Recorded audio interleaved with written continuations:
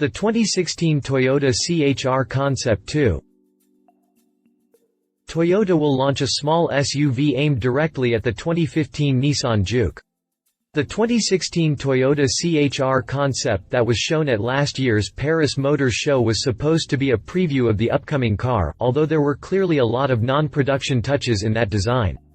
And though it still isn't the official production version of the car, Toyota has just debuted a new CHR concept for Frankfurt that is obviously much more practical than the Paris version. The design is still quite bold though, and Toyota says that it was made to gauge reactions from key demographics, i.e. European 20-somethings. Enough of the elements form the Paris concept carry over that it seems Toyota really is serious about taking some real chances with this crossover. But that plan has been working pretty well for Nissan so far, so the segment is clearly one where customers are looking for something that really sticks out. The plan is for this to be a global vehicle, but Toyota has been very obvious about concentrating on Europe. Toyota's stated reason for this is that Europe is the most demanding market for these kinds of vehicles, so if the CHR can work there, it can work anywhere. Continue reading to learn more about the Toyota CHR concept. Exterior. The CHR has sprouted another set of doors since it was first shown in Paris. You have to look for them, as they're almost concealed in the folds of the bodywork, but they're there. It's not dissimilar to the rear door design of, well, the Nissan Juke. Considering this, the overall shape of the car hasn't changed all that much. This isn't necessarily a good thing though, as it means that the windows on the back doors are almost entirely non-existent.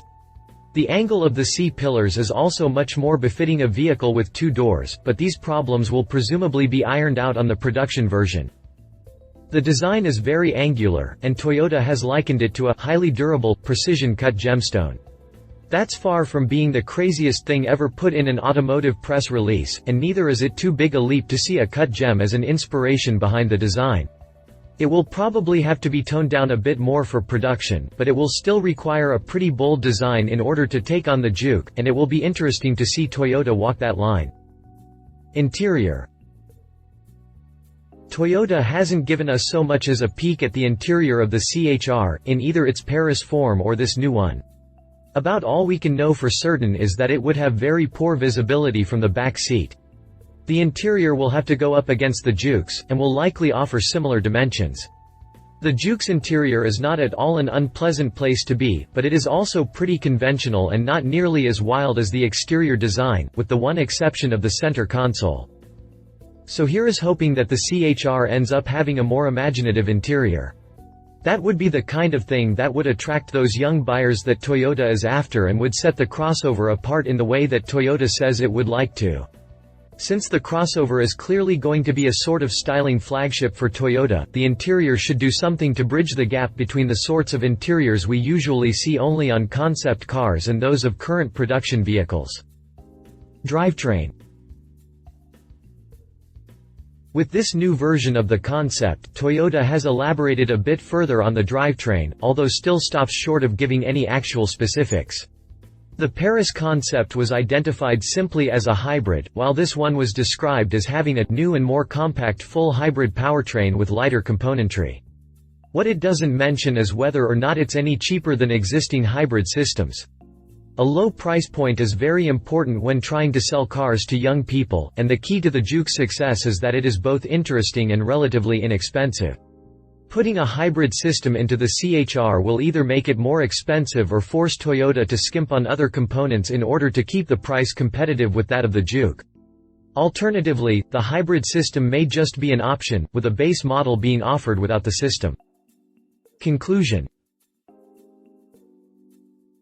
There are still a lot of unanswered questions about the CHR, or whatever it ends up being called once it makes it to production.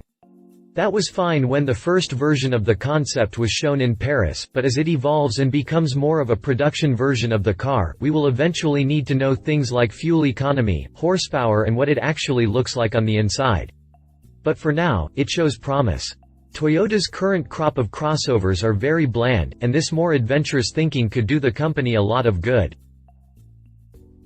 Love it. Bold styling is a big departure from the usual boring crossovers. Will be the only hybrid in its segment. Potentially amazing interior.